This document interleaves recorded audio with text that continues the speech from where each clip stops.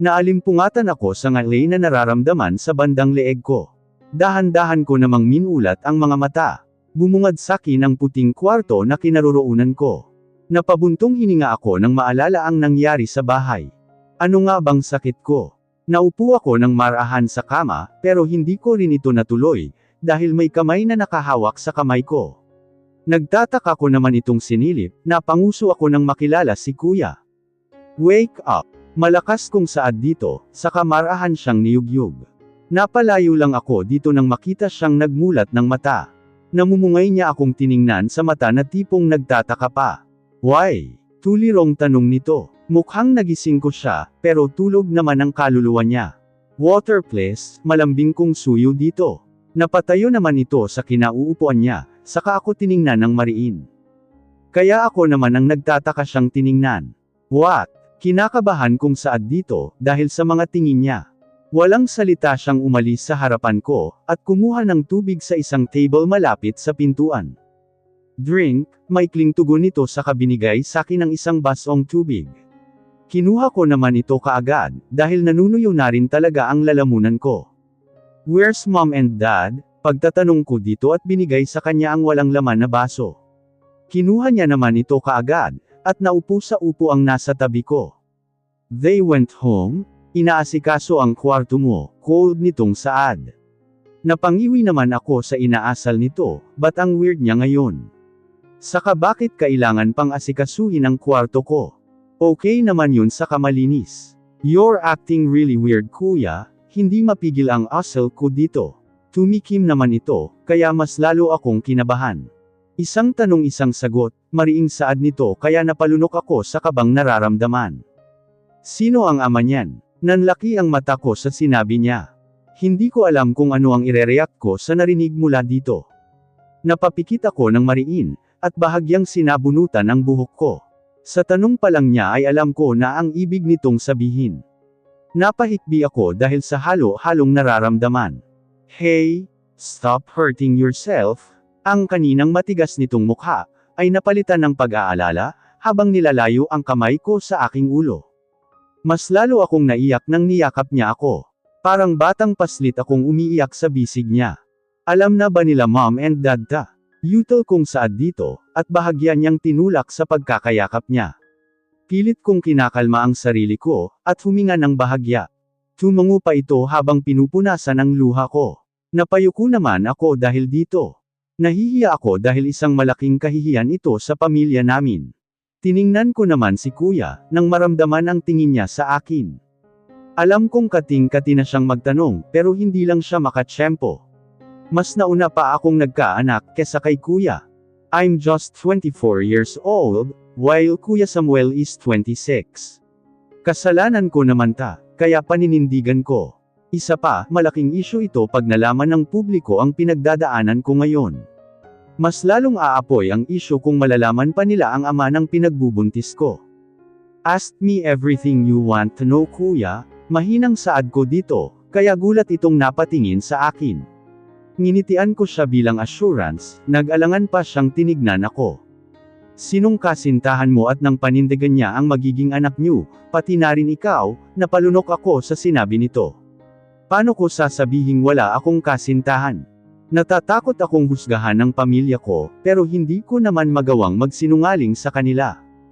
I don't have a boyfriend kuya, mahina pero alam kong narinig niya ito, dahil nanigas ito sa kinauupuan niya.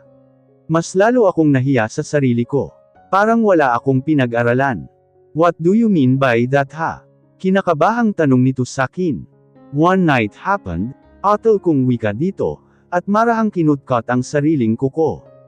Hindi ko siya magawang tingnan, dahil hindi ko alam kung paano e-explain yun. Paano na si Alejandro? Napamulagta ako sa kaba, at nanlalaki ko itong tiningnan. Ha? Yun ang tanging lumabas sa bibig ko, habang tinignan siya. I mean, di ba matagal mo na siyang gusto? Lagi mo siyang sinusundan kahit saan. Paano na ang nararamdaman mo sa kanya? Umiwas ako ng tingin dito. Naaga nito ang atensyon naming dalawa. Pasimple ko namang pinagmasdan si kuya, habang kinukuha nito ang cellphone niya. Lalabas lang muna ako, mahinang saad nito, Tumango naman ako dito, bago niya ako talikuran. Pinagmasdan ko lang siya, hanggang makalabas ito ng pintuan. Napabuntong hininga ako, dahil sa sinabi ni Kuya. Matagal na akong may lihim na pagtingin sa kanya. Mula college ay lagi na akong nakasubaybay sa kanya. Pero noong nag-graduate siya, ay madalang ko na lang itong nakikita. Noon nga ay hindi ako matapunan ng tingin. Paano pa kaya ngayon na isa na siyang sikat na artista? Model nga ako pero hindi ko pa rin siya maabot. Kakasimula ko pa lang sa industriya, kaya hindi pa ako gaanong maraming project. May kumukuha naman, actually marami pero mga bikini theme ang kadalasan. Payag naman ang parents ko, pero humindi naman si Kuya. Okay rin naman sakin ang daring na photoshoot, pero pag may isang humindi sa pamilya ko ay hindi ko ito itutuloy. Alejandro del Rosario, his name really fits him. Sobrang tahimik pero talented, mahiyain pero sobrang talino at gwapo naman. Hindi siya yung taong maangin kahit ang layo na ng narating niya, ay humble pa rin ito sa kahit kanino. Masaya ako at nakilala ko siya. Siya ang naging inspiration ko sa lahat ng narating ko sa buhay. Bumaba ang tingin ko sa aking tiyan. Marahan kong hinawakan ito. Magiging mommy na pala ako. Mas magiging masaya sana kung alam at tanggap ka ng daddy mo. Sa ngayon ay tatahimik muna ako, hindi ko sisirain ang career ni Alejandro nang dahil lang sakin. Sa sobrang sikat niya ngayon, ay maari siyang bumagsak kung sakaling lalabas ang totoo. Gustuhin ko mang sabihin sa kanya, ay natatakot akong ma-reject. Napabuntong hininga ako, saka kinuha ang remote sa tabi ko. I turned the TV on saka ako naghanap ng pwedeng panoorin. Ilang beses na akong nagpapalipat-lipat ng channel, pero wala pa rin akong mahanap. Napahinto ako sa paglilipat, nang makita ang itsura ni Alejandro sa isang interview. Bigla akong na-excite dahil dito. Tinaasan ko ng marahan ang volume, saka tinutok ang atensyon dito. Pero nanlumo ako nang makita ang katabi niya, isa iyon sa naging partner niya sa teleserye. Parang sinaksak ang puso ko. Nang makitang hinawakan nito ang kamay ng babae. Marami akong narinig na hiyawan mula sa fans nila. Masakit mang aminin, pero bagay naman talaga sila. So, ano nang status ninyong dalawa? Sa kinikilos niyo pa lang ay hindi na ako magtatakang kayo na, nakangiting pahayag ng baklang host, kaya mas lalong nag-ingayan ang fans nila. Napalunok ako ng ilang beses. Nagdadalawang isip ako, kung ipagpapatuloy ko pa ba ang panunood. Actually matagal na, tinatago lang muna namin dahil baka pareho kaming masira. Pero we're very thankful, dahil tanggap ito ng fans namin. Gusto ko ring ipagmalaki ang boyfriend ko sa buong mundo, parang anghel nitong saad, kaya dinag ko ang palakpakan ng mga tao. Nanlalabo ang mata ko, habang nanunood sa kanila. Yung tipong ang saya nila pero ako naman ay sobrang nasasaktan, kahit wala naman akong karapatan. I'm looking forward for your love team, and I hope kasala na sa susunod yung interview sakin, biro pa ng host nila, pero alam kong hindi ito nagbibiro. Kita sa mga mata nito ang labis na kasiyahan sa magkasintahang nasa harapan niya. Pwede ko bang mahiram muna ang nalalabing oras sa show mo? Napapikit ako ng mariin, nang marinig ang boses nito. Walang patumpik namang tumungo ang baklang host dito. Hindi ko na mapigil ang maluha, nang makita siyang dahan-daang lumuhod sa harapan ng kasintahan niya. Stacy, will you marry me? Hindi mabatid ang kasiyahan sa mukha nito, habang pinagmamasdan na umiyak ang babae sa harapan niya. Walang lakas kung in-off ang TV, at nanghihinang nahiga sa kama. Wala na. Wala na talaga kaming pag-asa. Pero ako lang naman ang umaasa sa aming dalawa. Dinudurog ang puso ko ng pinong-pino. Hindi ko na alam ang gagawin ko. Bahala na. Let's go. Mariin kong asal kay Stacy, at kusang lumayo dito. Nagdadabog naman itong lumayo sa akin. We're getting married, but still you're so cold to me. Marteng pahayag nito at ngumuso pa sa harapan ko. Hindi ko ito pinansin, at nagpatuloy sa paglalakad. You're so mean. Napatigil ako sa paglalakad, at saka siya tiningnan ng mariin. Alam mong hindi ito totoo. Palabas lang ito sa publiko, para mas maraming susuporta sa palabas natin. Just stay away from me, walang preno kong asal saka tinalikuran siya. Napapikit ako sa inis nang sumabay ito sa paglalakad ko. At humawak sa braso ko, I don't like her guts. You know, I like you naman diba? Malambing ito. Pero pakiramdam ko ay arte niya lang ito. She's so clingy at sobrang maarte, kaya hindi ko ito pinapansin. Laging nagpapakita ng motibo kahit kanino. I don't care, walang emosyon kung saad dito. At pabaalyang kinuha ang kamay niya sa braso. Hindi ko pinansin ang pag-aalburuto niya sa likod. Kung hindi lang talaga kailangan, ay wala ako dito. Ang manager ko naman na madali lang nauto ni Stacy. Gusto niyang tutuhanin daw, para mas sumikat kami. Pero hindi ako pumayag na tutuhanin ang lahat, dahil wala akong gusto dito. Pero nauwi pa rin sa pagpapanggap, dahil nagpa-interview na si Stacy. Wala akong choice kundi ang magpanggap, dahil kung hindi ay pareho kaming sa kangkungan pupulutin. Pumasok na kaagad ako sa kotse. At pinaharurot ito paalis. Uuwi muna ako sa kondo, dahil wala namang taping ngayon. Makakapagpahinga na rin ako ng buong araw. Palagi na lang kasi akong puyat sa sunod-sunod na taping. Pati ang mga sasuluan na linya ang kailangan ding pagpuyatan, ilang taon pa lang ako sa industriya, pero pagod na ako. Aalis din naman ako pero hindi pa ngayon. Pinagbigyan ko lang si mom sa gusto niya. Pero ang pangarap ko talaga ay maging piloto. Wala akong lakas na loob noon, para sabihin ito sa pamilya ko. Palilipasin ko lang ang ilang taon. At kusa akong aalis sa pag-aartista. Napabuntong hininga ako sa dami ng tumatakbo sa isipan ko. Pero hindi pa rin mawala sa isipan ko ang babaeng nakasama ko sa kwarto ni Harry. Hindi ko na ito natanong noon, dahil may bigla ang taping. Siguro mamayang gabi, ay pwede ko siyang tawagan para dito. Hindi ko alam pero sa loob ko ay gusto ko siyang makita. Siguro ay guilty lang ako, because of me she lost her purity. Alam kong wala akong kasalanan, dahil siya naman ang nangakit. Pero may parte ng isipan ko na kasalanan ko pa rin. Kung alam ko lang na kasing siya ay sana mas nagpigil ako. Gusto kong klaruhin sa babaeng yun ang lahat. Nung umaga ay nakita ko pa siya sa labas ng bahay ni na Harry. Binuksan ko ang bintana ng kwarto ni Harry, para mas makita ko pa sana siya. Pero laking panghihinayang ko dahil masyado itong malayo, para makita ko ang mukha nito. Hahanapin kita, kahit ano pa man ang mangyari. Uuwi na tayo mamaya, kaya mag-ready ka na, napalingon ako kay kuya nang magsalita ito. Don't stress yourself too much. Be careful and take care of yourself will you? Tumungo naman ako dito. Saka alam ko naman ang dapat gawin, dahil sinabihan ako ng doktor kanina. Kaya siya ganyan dahil sa sinabi ng doktor kanina. Sabi kasi ay dapat akong mag-ingat dahil maari akong makunan, dahil mahina ang kapit ng bata. Pag uwi natin sa bahay, ay ipagtitimpla kita ng gatas mo. Then bago ka matulog ay iinuman mo muna ang vitamins, napangiwi ako dahil sa inaakto nito. Hindi ako sanay sa ganyan niyang ugali. Mas gusto ko yung lagi niya akong inaasar at pinipikan. Alam ko naman, nakanguso kong saad dito, saka siya pinagmamasdan habang nag-aayos ng mga gamit ko. Pinagsasabihan lang kita, dahil alam kong clumsy ka, nginiwian ko lang siya, at humiga ulit sa kama, ilang araw din ako dito, dahil sa kagustuhan ni Dad. Pwede naman akong umuwi, noong isang araw ko pa lang dito.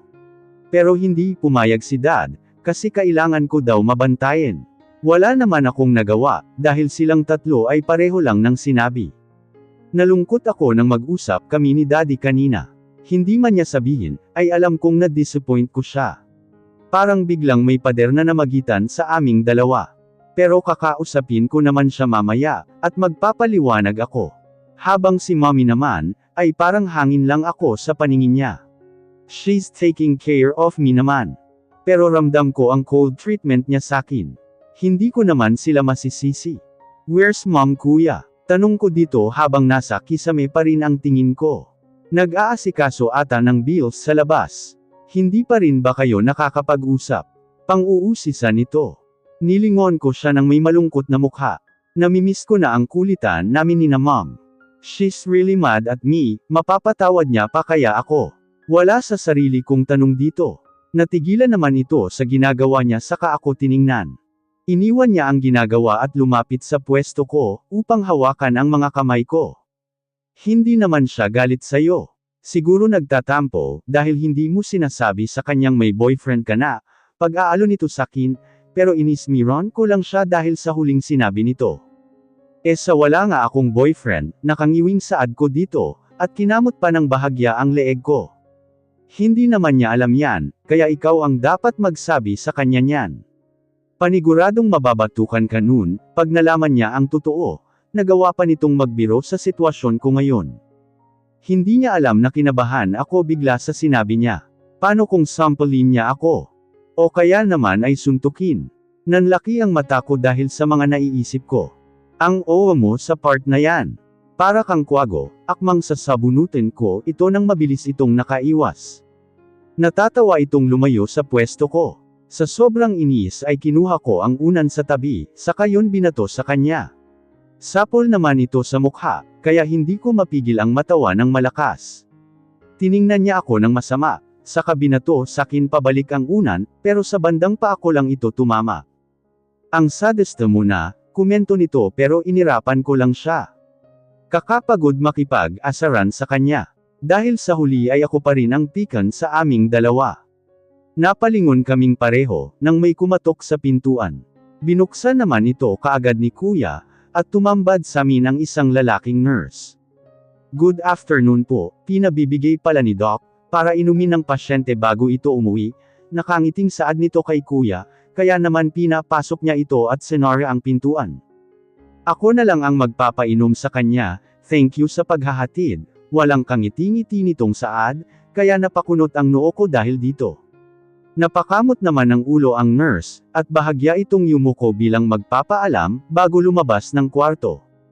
Ano yun? Yuzis ako dito, pero inismiran niya lang ako at binigay ang gamot at tubig. Wala ka na doon, inumin mo na yung vitamins mo, ang sungit, vitamins lang pala, akala ko kung anong gamot na. Kumain ka na at nang makapagpahinga ka na sa kwarto mo, nginitian ko si mom ng malaki, pero tinanguan lang ako nito, at umakyat sa hagdan. Napawi ang ngiti sa aking mga labya. Ilang beses na akong napabuntong hininga, dahil sa treatment sa akin ni mom and dad. Dad were always treated me cold, but he still cares about me. While mom naman is always avoiding me. Ang alam ko ay nagpapahinga na sila sa kwarto nila, kaya mas mainam na kausapin ko na sila. Ayaw kong tumagal pa ang ganitong treatment nila sakin, it's killing me. Tumayo ako sa pagkakaupo sa sala, at umakyat sa second floor kung nasaan ang kwarto nila. Where are you going? Kakain ka di ba muna, bago umakyat sa kwarto mo? Napalingon ako kay Kuya, habang pinagmamasdan akong umakyat ng hagdanan. I wanted to talk to mom and dad Kuya. About my food naman maybe later, mahinang saad ko dito, nginitian naman niya ako, saka nag-thumbs up sakin. Good luck. Kaya mo yan, gamaan ng bahagya ang nararamdaman ko, dahil sa presensya ni Kuya. Nagpatuloy na ako sa paglalakad, at tinuon ang atensyon sa pintuan ng kwarto nila. Nagdadalawang isip ako, dahil sa kabang nararamdaman. Pero mas mainam naman ito, dahil mababawasan ang pagka-stress ko, once na masabi ko sa kanila ang totoo. Napahawak ako sa tiyan kung hindi pa masyado mambak. Bigyan mo si mommy ng lakas, para magkaayos na kami ng lolo at lola mo ha, napangiti ako sa sariling sinabi ko. Kung hindi lang nagtatampo si mom at narinig niya, ay tiyak na magrereklamo yun. Ayaw niya pa namang tinatawag na lola, kahit sa mga apo niya sa mga pinsan namin ni Kuya. Tumayo ako ng tuwid saka hinarap ang pintuan ng kwarto nila. Kumatok ako ng 3 beses, at naghintay na buksan nila ito. Hindi naman ako nagkamali, dahil sa ika-15 segundo ay bumukas ito. Saka bumungad si mom, noong una ay nagulat pa siya, pero kalaunan ay napalitan iyon ng seryosong tingin. Hindi talaga ako sanay sa mga kinikilos at treatment ni mom, dahil ang huli kong natatandaan, nung naging ganyan siya is yung nag-cutting classes ako, kasama ng mga classmates ko noon. Hindi naman maipagkakaila noon na bad influence ang mga naging kaibigan ko. Nadala lang siguro ako, dahil first time kong magkaibigan noon, at sila ang kusang lumapit sa akin. Madalas akong iwasan sa school, dahil sa maraming takot kay Kuya. May pagkakataon kasing may nanligaw sa akin, noong una ay okay lang. Pero nang mag-isang linggo na, ay nabalitaan naming na ospital ito dahil nabugbog. Tapos maraming kumakalat na tsismis, na ang barkada daw ni Kuya ang may kagagawan. Simula noon ay wala nang nagbabalak makipagkaibigan sakin. Tinanong ko rin kay Kuya noon, kung siya ba ang may gawa, pero ang sinabi niya lang sakin ay gwapo lang ako pero hindi ako gangster, baka naman lampa lang talaga yung supot mong manliligaw. Dahil sa sinabi niya, ay sana hindi na ako nagtanong pa, dahil pagyayabang lang naman ang sasabihin nito sakin. Do you need anything? Nagising ang diwa ko nang magsalita si Mom sa harapan ko. Bigla akong napakamot ng ulo, dahil bahagya ko itong nakalimutan, dahil sa mga pumapasok sa isipan ko. Gusto ko sana kayong makausap ni Dad, napalunok ako ng ilang beses dahilan para mautal. Walang pag-aalinlangan namang binuksan nito ang pinto, saka ako pinapasok. Nang makapasok ay doon ko lang nakita si Dad, na nagbabasa ng magazine sa kama nila. Tumikim ako, at saka palang naagaw ang atensyon nito. Ngumiti ako sa kanila nang parehong nasa harapan ko na ito. Mom, Dad, nakangiti ako pero deep inside sobrang kinabahan na ako. What it is? May kailangan ka ba? Tuluyan na nitong binitawan ang binabasa. Huminga ako ng malalim, this is it. I just wanted to say sorry po. I know you were disappointed with me, pero hindi ko naman po ito ginasto, hindi ko po sinasadya ito, nanginginig ang mga labi ko, habang nagsasalita. Walang imak nila akong pinagmamasdan, kaya pinagpatuloy ko ito. Hindi ko po kilala ang ama ng anak ko, dahil lasing po ako noon, napapikit ako dahil hindi ko kayang sabihin sa kanila ang totoong nangyari, sa pagitan namin ni Alejandro. Dahil kung sasabihin ko, ay hindi magdadalawang isip si Dad na puntahan ito, para panagutan ako. Ayaw kong mangyari yun, kaya kailangan kong magsinungaling. Pero hindi ka naman umiinom diba? Paano ka nalasing ng ganun? Hindi ka sanay na uminom, dahil hindi mo ito habit, I'm confused, baka sa boses nito ang pagkalito. Napangiti ako ng mapait, kahit na patuloy na dumadaloy ang mga luha ko. I was drugged. I heard her gasp in horror. Hindi ko ininda ang naging reaksyon ni Mom, habang nanatili naman ang tingin sa akin ni Dad.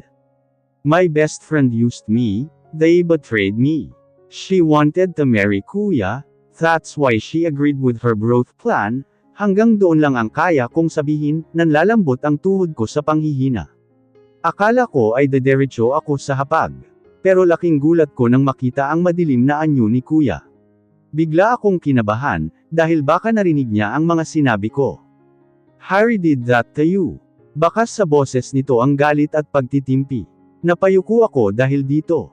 Nawala ang atensyon ko dito, nang marinig na umiyak si Mom. Inaalaw naman ito ni Dad, habang tahimik pa ring nakamasid sa akin. Mas lalo akong naiyak nang yakapin ako ni Kuya ng mahigpit.